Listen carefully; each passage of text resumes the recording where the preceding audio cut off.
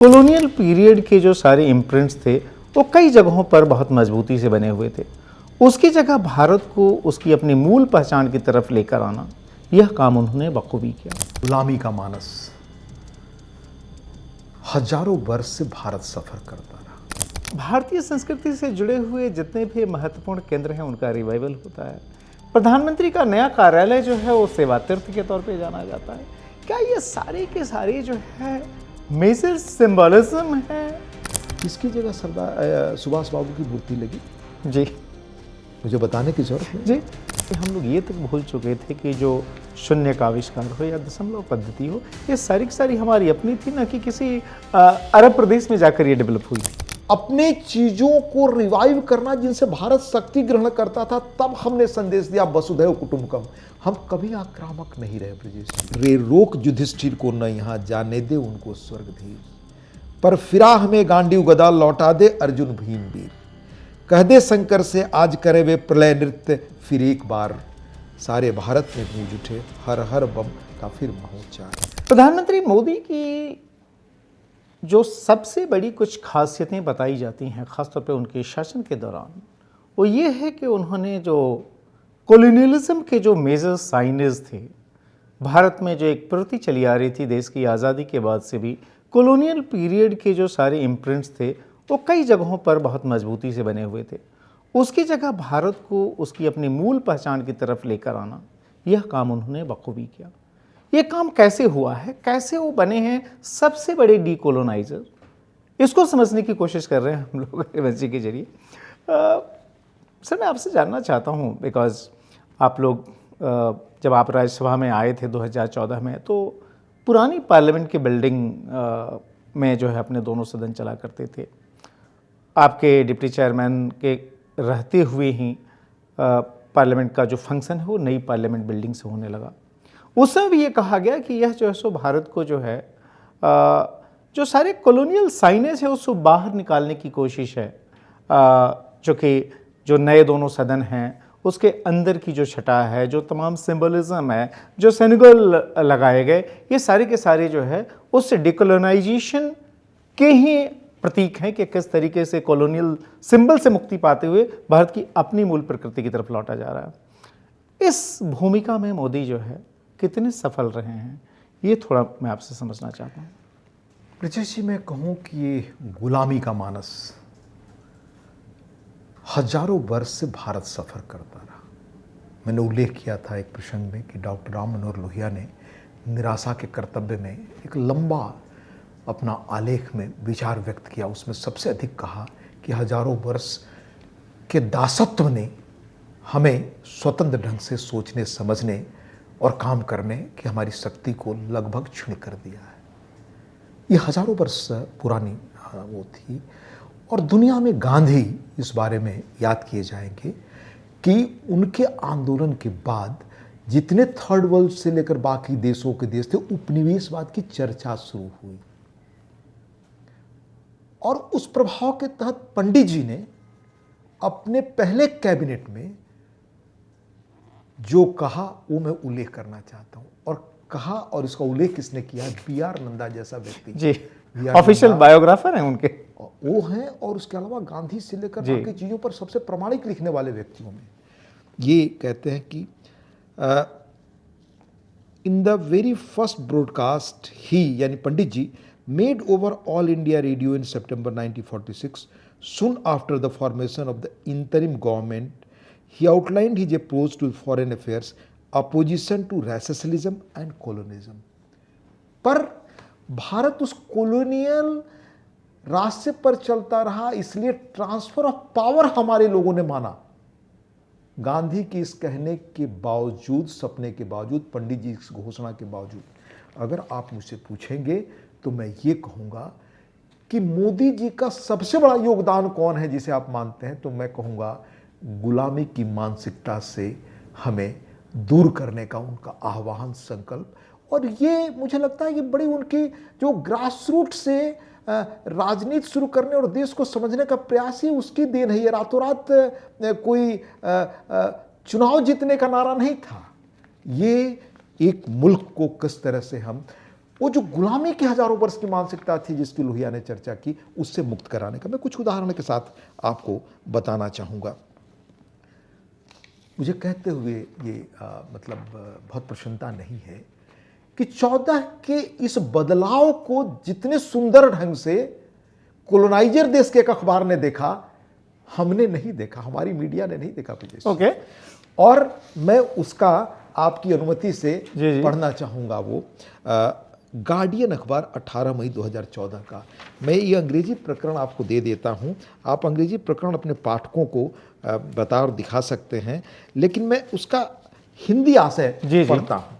कहा, आज 18 मई 2014 का दिन इतिहास के रूप में दर्ज या स्मरण रहेगा, जब अंततः अंतिम रूप में ब्रिटेन या अंग्रेजों ने भारत छोड़ा। ये मैं नहीं कह रहा हूं ब्रिजेश जी, कि आज यह दिन है जब ब्रिटिशर्स भारत छोड़ रहे हैं। 2014 वर्ष 2014 18 मई। नरेंद्र मोदी की आम चुनाव में जीत उस लंबे दौर का अंत या खात्मा है जिसमें सत्ता का ढांचा उन अंग्रेजों ब्रिटिशर से बहुत भिन्न नहीं था, जिन लोगों ने इस उपमहाद्वीप पर लंबे समय तक राज किया। कांग्रेस पार्टी के कार्यकाल में भारत अनेक अर्थों में ब्रिटिश राज का ही विस्तार था अन्य माध्यमों से। ये मैं नहीं कह रहा हूं। भारत अपने पूर्ववर्ती मतलब ब्रिटिश शासन का दौर समय की तरह ही कांग्रेस कार्यकाल में, कहने का अर्थ था, केंद्रीकृत था, सेंट्रलाइज था। किले या दुर्ग की प्राचीर में सिमटा, यानी सत्ता विस्तार का अर्थ था कि केंद्रीकृत था, जैसे अंग्रेजों ने रखा था। सांस्कृतिक रूप से संकीर्ण या सीमित शासन करने वाले लोग थे। अपेक्षाकृत अंग्रेजी बोलने वाला छोटा इलिट भद्र तबका, जिसे दिल्ली का लुटियंस वर्ग कहते हैं, जो अपना आधिपत्य ये जिमखाना क्लब किस्म की चीज़ों में देखता है। जनता को लेकर इसकी दृष्टि या रुख कभी परोपकार का होता या कभी शोषक का, पर कभी भी समावेशी नहीं। व्यापक मताधिकार ने भारतीयों को वोट का अधिकार तो दिया, पर बहुत समय तक आवाज नहीं दी। पर अब वह आवाज फिर गूंजी है। युवा अखबार का संपादकीय का आशय मैं पढ़ रहा हूं अंग्रेजी में, गार्जियन का। इसने एक नए प्रकार के नेतृत्व मतलब मोदी जी से को मोदी के रूप में सार्वजनिक समर्थन दिया है। वह पिछड़ी जाति से आते हैं, वह स्वाभाविक रूप से अंग्रेजी वक्ता वर्ग से नहीं है। उनका सेकुलर या सोशलिस्ट परंपराओं से ताल्लुक नहीं रहा जिसने कांग्रेस को गढ़ा। लेकिन अति महत्वपूर्ण बात है कि इस जन आवाज ने एक नए तरह के भारत की घोषणा की है। पुराने भारत में मतलब कांग्रेस राज से गरीब मदद के लिए थे, जब उन्हें यानी गरीबों को भारत का शासक एलिट वर्ग मदद के लिए याद करता था, यानी रियाया, या जब भारतीय शासक वर्ग को याद आते थे कि इनको कुछ करना है। मध्य वर्ग टेकन फॉर ग्रांटेड मान लिया गया था, या कभी कभार मध्य वर्ग को दुत्कार दिया जाता था, या कभी कभी खुलेआम अनादर करते थे कुछ कुछ दे करके। अनेक पर्यवेक्षक सहमत है कि यह नया भारत राहत सामग्री या शासक सूचने या सरकार के हैंडआउट्स में रुचि नहीं रखता। इसने अब अपने प्रति इलिट शासकों के अनादर भाव को अस्वीकार कर दिया है। इसके बदले यह भारतीय मतदाता चाहता है कि इसके सपनों, हसरतों या आकांक्षाओं के रास्ते जो अड़चने या रोड़ा उन्हें हटा मिटा वो खत्म कर दिया जाए। मास स्केल पर जो देश में चाहे शौचालय बनाना हो, घर बनाना हो, सड़कें बनानी हो, इंफ्रास्ट्रक्चर रिवोल्यूशन हो, कभी भारत में कल्पना की जा सकती थी। इस सामान्य भारतीय वर्ग मानस ने गांधी परिवार के प्रति अपने आदर व सम्मान को तिलांजलि दे दी, मैं नहीं कह रहा। साथ ही अंग्रेजीकृत तबके यानी तबका जो एलिट क्लास था और इन दिनों के समाज के शीर्ष अमेरिकी परस्त तबके को भी नकार दिया है। ये एडिटोरियल है। इसने भारत की इस चेंज को कहा। फिर आगे कहा उसने 26 मई को जब प्रधानमंत्री की शपथ उन्होंने ली, the ceremony capped an extraordinary rise from humble origins in a provisional town in Gujarat, 600 miles away from Delhi. Through decades as an organizer with hard-line revivalist organization and then long years behind the scene in BJP, which he now leads, Modi, who ran Gujarat state from 2001 until a few days ago, had only recently been seen as a serious prime ministerial contender and has long been considered a political outsider. 30 वर्षों बाद शायद संपूर्ण बहुमत से कोई सरकार 84 के बाद से 2014 में ये हुआ था। उस 84 के दौरान 89 के बीच क्या हुआ वो कभी और हम चर्चा करेंगे। जब ये आप मुझे सुना रहे हैं और ये चूँकि गार्जियन का एडिटोरियल भी है, उसके बाद से हमने देखा कि प्रधानमंत्री आवास जो पहले 3 मूर्ति हुआ करता था, उसके बाद से मिसेस गांधी के टाइम में वो अकबर रोड पे चला गया था, सफदरजंग रोड, फिर जो है उनकी हत्या के बाद से ये 7 रेस कोर्स में तब्दील हुआ। वह जगह जो है रेस कोर्स जो है, जाहिर है यह सारे कॉलोनियल साइनेज रहे। रेस कोर्स जो है सो लोक कल्याण मार्ग बनता है। जो आपका राजपथ है वो कर्तव्य पथ बनता है। संसद की नई बिल्डिंग बनती है। भारतीय संस्कृति से जुड़े हुए जितने भी महत्वपूर्ण केंद्र हैं उनका रिवाइवल होता है। प्रधानमंत्री का नया कार्यालय जो है वो सेवा तीर्थ के तौर पे जाना जाता है। क्या ये सारे के सारे जो है मेजर सिंबलिज्म है, ठोस सबूत हैं कि भारत किस तरीके से कॉलोनियलिज्म को तिलांजलि देते हुए अपनी पहचान को, मूल पहचान को हासिल कर रहा है? बहुत मजबूती से इन कामों से हम संकेत दे रहे हैं कि हम अतीत से हट रहे हैं, जिस अतीत ने हमारा व्यक्तित्व, हमारी अपनी संस्कृति, हमारा अपना अतीत खत्म कर दिया था। ये बड़ा साहसपूर्ण काम है और ऐसे कामों का परिणाम आने वाले समय में देखेंगे आप। ये चीज़ें तुरंत रातों रात इम्पैक्ट पैदा नहीं करती ब्रजेश जी। मैं आपको बताऊं, उसके पहले गांधी ने ही कहा था ना कि अंग्रेज चले जाएं, अंग्रेजियत चले जाए, अंग्रेज भले रहें। मैकाले शिक्षा पद्धति का मानस क्या था? ये सिविलाइजेशनल और कल्चरल चेंज है, इसलिए मैं कहता हूँ जिसको गार्जियन ने पहचाना, भारत ने नहीं। उस वक्त का नेतृत्व एलिटिस्ट था, वो उसकी ताकत की जड़ें कहीं और थी। और लुटियंस दिल्ली में जिन नामों का आपने उल्लेख किया वो औपनिवेशिक संस्कृति को बनाए रखे थे, इसलिए राजपथ को कर्तव्य पथ। किसकी जगह सरदार सुभाष बाबू की मूर्ति लगी? जी, मुझे बताने की जरूरत नहीं। जी। फिर रेस कोर्स को लोक कल्याण मार्ग, प्रधानमंत्री कार्यालय को सेवा तीर्थ, सरकार के मंत्रालयों को अंग्रेजों के साउथ और नॉर्थ ब्लॉक से निकालकर एनर्जी इफिशिएंट कर्तव्य भवन में। ये सारे ये नाम डिनोट करते हैं कि ये संस्थाएं किस भावना को रिप्रेजेंट करती हैं। आज नहीं कल लोग पूछेंगे कि ये नहीं, ये उस ब्रिटिशर्स माइंडसेट का, ये प्राइम मिनिस्टर कार्यालय नहीं, ये तो सेवा भाव का तीर्थ है। ये जो नॉर्थ ब्लॉक साउथ ब्लॉक जहां वो बैठकर हुक्म चलाते थे वो जगह नहीं है, ये कर्तव्य पथ है। ये चीजें हमारी स्मृति का हिस्सा बनेगी, हमारे कामकाज और संस्कृति को प्रभावित करेंगी, क्योंकि संस्कृति के स्तर पर हुए बदलाव लॉन्ग टर्म में इंपैक्ट डालते हैं, आप जानेंगे। तो डिकोलोनाइजेशन का सबसे इफेक्टिव और इंस्ट्रूमेंटल प्रयास अभी शुरू हुए। इतना ही नहीं, मैं थोड़ा और जोड़ दूं, आपका काशी तमिल संगम, इससे क्या कोई वोट तो नहीं मिलने वाला है? राम मंदिर की प्राण प्रतिष्ठा, या रामेश्वरम के रामानाथ स्वामी मंदिर की पूजा, या करतारपुर साहिब कॉरिडोर, या काशी से लेकर उज्जैन कॉरिडोर, या बाकी जगहों पर इनका रिवाइवल बिना किसी की अवमानना के, अपने चीजों को रिवाइव करना जिनसे भारत शक्ति ग्रहण करता था। तब हमने संदेश दिया वसुधैव कुटुंबकम। हम कभी आक्रामक नहीं रहे ब्रजेश जी।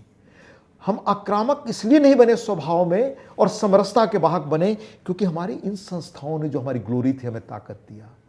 हमने 14 के बाद शुरू किया कहना आत्मविश्वास है कि लोकतंत्र में भारत जो है लोकतंत्र की जननी है। इसका उदाहरण भी मैं आपको बताऊं, भारत में जब लोकतांत्रिक व्यवस्था अपनाई गई तो दुनिया कहने लगी तो कुछ दिनों का मेहमान है। बड़ी मशहूर किताब एक आई, India the most dangerous decade ahead, Selig Harrison की शायद किताब थी। 60 के दशक में भारत जल्दी टूट कर बिखर जाने वाला है। उसके बाद नेवली मैक्सवेल ने रिपोर्ट में लिखा कि अंतिम चुनाव हो रहे हैं, तीसरे चुनाव के बारे में। पर ये ब्रिटिशर्स ने नहीं थे कि वो मानस नहीं है कि जिसके कारण हम लोकतांत्रिक देश हैं। इवन अंबेडकर साहब ने उल्लेख किया है। और 14 के बाद हम ढूंढ कर लाए कि हमारे यहाँ जो शासन पद्धति थी उस पद्धति में कैसे डेमोक्रेटिक सिस्टम नहीं था। भाई प्रधानमंत्री जी बार बार उल्लेख करते हैं दक्षिण के तिरुमल्लेर शायद वो मंदिर है ना, जिसका जहाँ पर राइट टू रिकॉल की व्यवस्था है। अभी मैं पहली बार राजस्थान के एक शहर गया, माउंट आबू, वहाँ हजारों साल के पुराने मंदिरों को देख रहा था। वहाँ पर एक व्यक्ति ने बताया कि इस मंदिर में, इस जगह पर जो भी राजा बनता था आकर शपथ लेता था कि हम ईश्वर के प्रतिनिधि के रूप में काम कर रहे हैं, कोई गलत काम नहीं करेंगे जी। हमारे यहाँ वैशाली, हमारे यहाँ ऐसे अनेक आपको गणतंत्र जो छोटे वो बनते थे, उनको सैंक्शन लेना पड़ता था राजाओं को। राजा जो चाहे वो नहीं कर सकते थे। इवन आपके वेदों में उसका समिति और वो सब चीज़ों का मिलता है। बौद्ध साहित्य में आप देखिए किस तरह सभा समितियाँ हमारी चलती थी। तो हमारे यहाँ लोकतांत्रिक वो थी, पर हम कहने में हिचकते थे कि हम वेस्टमिंस्टर मॉडल है। तो उस वक्त ये कहा गया कि भारत का लोकतंत्र टिकाऊ नहीं होगा। भारत के साथ अन्य देशों में जो लोकतंत्र की व्यवस्था हुई सब जगह लगभग खत्म हो गई या टूट गए। भारत आज भी बना हुआ है क्योंकि हमारा सांस्कृतिक अतीत मजबूत था। उसको मजबूत करने का, याद दिलाने का काम इस दौर में शुरू हुआ। क्या कॉलोनियल माइंडसेट जो था उसी का एक असर था कि हम लोग ये तक भूल चुके थे कि जो शून्य का आविष्कार हो या दशमलव पद्धति हो, ये सारी की सारी हमारी अपनी थी, ना कि किसी अरब प्रदेश में जाकर ये डेवलप हुई थी। मेरे ख्याल से कुछ किताबें भी हाल के दिनों में आई है जिसमें कि पूरी दुनिया को जो भारत का कंट्रीब्यूशन है उसको बड़े ढंग से क्रोनिकलाइज किया गया है। आज जब आप देखते हैं, जब आप दुनिया के अलग अलग हिस्सों में जाते हैं डेलीगेशन के सदस्य के तौर पर, देखते हैं कि लोग दुनिया के बड़े से बड़े नेता नमस्कार करते हुए नजर आते हैं। दुनिया के बड़े नेताओं के ट्वीट जो है सो आपकी अपनी राजभाषा हिंदी में आते हैं। क्या यह जो सो भारत की वो ताकत है जिसमें कि वो अपने स्व की तरफ बढ़ रहा है और दुनिया इसको रिकग्नाइज कर रही है, रेस्पेक्ट कर रही है? हमने अपने को पहचानना शुरू किया, अपने अतीत के गौरव को याद करना शुरू किया। इस कारण दुनिया हमें सम्मान कर रही है। हम अगर आत्मसम्मान भूल जाएंगे, दुनिया हमारा सम्मान नहीं करेगी। और चीज़ मैं आपको बताऊं, 1972 से 14 तक सिर्फ 13 ऐतिहासिक धरोहरें बाहर से लाई गई थी या मिल गई। 14 के बाद 668 ऐतिहासिक धरोहरें वापस आई। प्रधानमंत्री ना जहां भी जाते हैं वहां से लेके आते हैं। अभी हाल में वो गए थे ना 3 देशों की यात्रा पर जी। और चोल राज्य का हजारों वर्ष बाद उनको चुनाव नहीं जीता है तमिलनाडु में। पैशन है कि अपनी देश की चीज़ों को लाएं। भारतम प्रोजेक्ट में 7.5 लाख पांडुलिपियां डिजिटाइज हो रही हैं और रेयर मैन्युस्क्रिप्ट जिनमें हजारों वर्ष पुरानी हमारे दस्तावेज हैं। चाहे बिरसा भगवान के जन्मदिन को राष्ट्रीय वो मनाना, आदिवासियों को सम्मान देना, अंतर्राष्ट्रीय योग दिवस दिलाना, भारत का सॉफ्ट पावर क्या है ये दुनिया को बताना, ये तो हम लोगों ने अब शुरू किया। या जैसा आपने कहा, तो मैं आपको बताऊं कि इस कल्चरल चेंज को जिसका आप उल्लेख कर रहे हैं, ये मैंने ही मार्क नहीं किया या सिर्फ गार्डियन नहीं लिखा, भारत के कुछ लोगों ने भी इसका उल्लेख किया।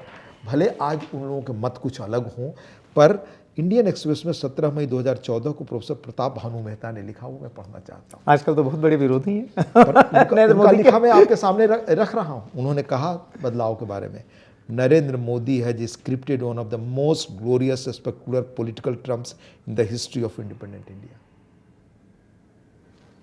There is no other way to describe this election. Just think of the magnitude of the achievement. For the first time since independence, a non-Congress party has got a majority on its own.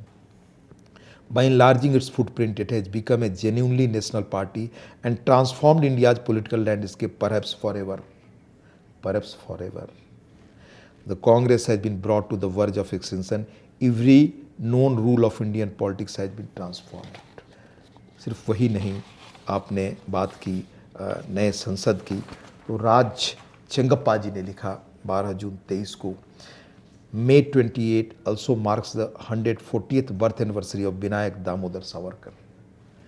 An ideological touchstone for the BJP that Modi belongs to and the Rashtriya Swayamsevak Sangh. The day before was the 59th death anniversary of Jawaharlal Nehru, India's first Prime Minister. Few saw it as a signal of the BJP bringing the curtains down on the Nehruvian era and heralding the arrival of the Hindutva epoch that Savarkar has propounded and which Modi embodies. इसमें थोड़ा मेरा reservation अलग हो सकता है, पर उनकी बात मैं आपको कह रहा हूँ. He has built a legacy that has broken free from the past, demonstrating in the process a style of leadership that is unique and puts him in a league of his own. ये सिर्फ मतलब ये मैं नहीं मानता कि ये revival Hinduism का नहीं है, ये भारतीयता का है, ये मेरी सिर्फ दृष्टि है. पर किन लोगों ने किस तरह का ये टिप्पणी की, उस बड़े चेंज पर जो भारत में 14 के हुआ। मैं 2-3 चीज़ें और इजाज़त हो तो इस पर मैं जी हाँ, बिल्कुल बिल्कुल आर्नोल्ड टॉयनबी जी, दुनिया के काफ़ी बड़े चिंतक, इकोनॉमिस्ट हिस्टोरियन माने जाते बिल्कुल। थे। पंडित जी के आग्रह पर उन्हें भारत में मौलाना आज़ाद लेक्चरशिप के लिए बुलाया गया। उन्होंने नोट किया कि भारत में मथुरा, काशी, अयोध्या जो 3 जहाँ पर जिन्हें नष्ट करके तीर्थ वो मस्जिदें बनाई गई थी, उसके बारे में उल्लेख किया कि रूस द्वारा पोलैंड की वारसा में बनाए गए ऑर्थोडॉक्स कैथेड्रल को एक आक्रांता का स्मारक माना और पोलैंड ने उसे बदल दिया। या उसके पहले, काफ़ी पहले ऑटोमन एम्पायर में बड़े बड़े चर्चेज को जो भी उन्होंने बना दिया था आकर के मस्जिद, उसको भी बदल डाला क्योंकि उनके सांस्कृतिक प्रतीक थे। अब भारत में एक बड़ा वर्ग मानता है कि अगर आज़ादी के बाद जो एमिकेबली सेटल हो सकता था 3 मुद्दे सिर्फ, काशी, आपका अयोध्या और मथुरा, तो शायद ये मुद्दा ही खत्म हो जाता। और आपको तो याद है चंद्रशेखर जी इसको सेटल करने की स्थिति में थे। बिल्कुल, और शायद यही कारण था कि राजीव गांधी ने, ये मैं नहीं कह रहा हूं, ये शरद पवार ने अपनी आत्मकथा में लिखा कि जैसे ही सूचना मिली तो लगा कि ये तो आदमी चेंज कर देंगे अगर ये काम ये कर ले गए तो सरकार गिरा दी गई। अब ये चीज़, ये सांस्कृतिक प्रतीक कितने महत्वपूर्ण थे ये, और यह डिकोलोनाइजेशन का मोदी जी का काम, ये मैं कहता हूँ ऑक्टोबियो पाज का आप जरूर पढ़े होंगे। वो भारत में राजदूत थे मैक्सिको के लंबे समय तक। वो कहते हैं कि ये जो इस कोलोनाइजेशन है स्पिरिचुअली ऑर्फेंड कर देता है। मैकाले की परिभाषा में नहीं पढ़ना चाहता कि कैसे पढ़े लिखे भारतीयों का वो गुलाम मानस बनाना चाहते थे। और 18 जुलाई 93 को टाइम्स ऑफ इंडिया में दिलीप पडगांवकर से बात करते हुए वीएस नायपाल ने टॉयनबी के मत से इत्तेफाक रखते हुए कहा, the people who say that there was no temple there Ayodhya are missing the point. Babur, you must understand, had contempt for the country he had conquered, and his building of the Moscow was an act of contempt for the country। ये था। हमारे यहाँ professor Krishnanath हुए, एक समाजवादी दार्शनिक, जी काफ़ी बड़े थे, लोहिया जी वगैरह के बड़े करीब। उन्होंने एक पुस्तक लिखी थी cultural impact of foreign add. 7 के दशक तक जो वो आता था आपके अमेरिकी सहायता, बाकी उसने कैसे हमारे देश को बिल्कुल गुलामी की मनोवृत्ति पैदा कर दी शासकों में, बहुत विस्तार से उस PL 480 का गेहूं जो आता था उसकी, बिल्कुल। अब आपको मैं अंत में कवियों की दृष्टि से बता दूं वो हालत। दिनकर जी बड़े प्रशंसक राष्ट्रकवि नेहरू के, हाँ, राष्ट्रकवि थे और प्रतिभाशाली अद्भुत कवि थे। और उन्होंने लोकदेव नेहरू किताब लिखी, उसमें पंडित जी की काफ़ी विशेषताओं पर उन्होंने चर्चा की। उसी व्यक्ति ने जब चीन के हालात देखे तो उनकी कविता थी, रे रोक युधिष्ठिर को न यहाँ जाने दे उनको स्वर्गधीर, पर फिरा हमें गांडीव गदा लौटा दे अर्जुन भीम वीर, कह दे शंकर से आज करे वे प्रलय नृत्य फिर एक बार, सारे भारत में गूंज उठे हर हर बम का फिर महोच्चार। उसी व्यक्ति ने, मैंने ये एक तरह से डिफाइनमेंट मूवमेंट था, कल्पना की कि किस तरह का हमको नेतृत्व चाहिए, जो पंडित जी के सबसे समर्थकों में थे। इस कविता को भी लिखा उन्होंने, वही उन्होंने 63 में कविता लिखी परशुराम की प्रतीक्षा में। कहा, जिसकी आशा से खड़ा व्यग्र जन जन है, मैंने हम उम्मीद कर रहे हैं, खड़ा है अब कि कोई आए हमें, यह उसी वीर का स्यात ब्रज स्यंदन है, अंबर में जो अप्रतिम क्रोध छाया है, पावक जो हिम को फोड़ निकल आया है, वह किसी भांति भी वृथा नहीं जाएगा, आएगा अपना महावीर आएगा।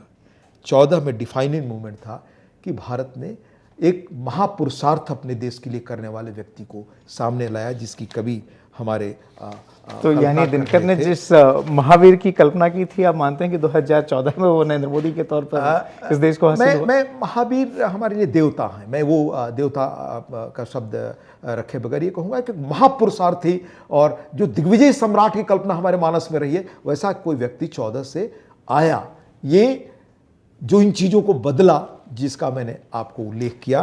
अंत में मैं कहूँगा किस रास्ते पर वो जा रहे हैं। दिनकर ने भी वार्न किया था, चाणक्य ने भी कहा था, आर्थिक ताकत नहीं है ब्रजेश जी तो दुनिया नहीं पूछती। इसी बात को अभी मार्क करनी है नाम, शायद जो कनाडा के प्राइम मिनिस्टर हैं, उन्होंने विश्व आर्थिक मंच पर दावोस में कहा कि दुनिया का रूल बेस्ड सिस्टम फेड कर रहा है, अब इकोनॉमिक पावर बनना ही ताकत है, ये विकसित देश का व्यक्ति कर रहा है। 14 के बाद हम यही कर रहे हैं। दिनकर ने भी कहा था, क्षमा शोभिती उस भुजंग को जिसके पास करल हो, उसको क्या जो दंतहीन विष रहित विनित सरल हो, जब हम दुनिया में विश्व शांति की बात कर रहे थे तब हमारे बात सुनने वाला कोई नहीं था, क्योंकि हम आर्थिक ताकत नहीं थे। आज भारत किस मुद्दे पर क्या कह रहा है, दुनिया प्रतीक्षा करती है। इसलिए 14 के बाद भारत आर्थिक महाशक्ति इसी तरह के पुरुषार्थी व्यक्ति के उस प्रयास से अनेक चुनौतियों में घिरे होने के बावजूद भी बढ़ रहा है। 2014 के बाद जाहिर है प्रधानमंत्री नरेंद्र मोदी की अगुवाई में जो तमाम चीज़ें आई उसका आप जिक्र कर रहे थे, लेकिन अगर उससे 30 साल पहले हम लौटें, 1984 का इलेक्शन था, जिसको कि आडवाणी हमेशा ये कहते थे कि लोकसभा नहीं शोक सभा का चुनाव था, और वो चुनाव था इसमें कि राजीव गांधी को मैसिव मैंडेट हासिल हुआ, क्योंकि इंदिरा गांधी जो उनकी माँ थी उनकी हत्या हुई थी, और वो सहानुभूति लहर वाला चुनाव था। उस चुनाव में बीजेपी को महज 2 सीटें हासिल हुई थी, और वहाँ से 30 साल बाद अगर हम बात करें 2014 में बीजेपी की पहली बार अपने बूते की पहली सरकार आई, और वो नरेंद्र मोदी की अगुवाई में आई। और ये वो नरेंद्र मोदी थे जिनका अपना एक तरह से करियर जो कह सकते हैं राजनीतिक क्षेत्र में वो शुरू हुआ था 86-87 में, जब वह संघ से बीजेपी में आए थे, और 1987 के जनवरी महीने में अहमदाबाद म्यूनसिपल कॉरपोरेशन के चुनाव हुए, और उसमें पहली बार राज्य के सबसे बड़े शहर में म्यूनसिपल कॉरपोरेशन में अपनी पार्टी बीजेपी को विक्ट्री दिलाई थी।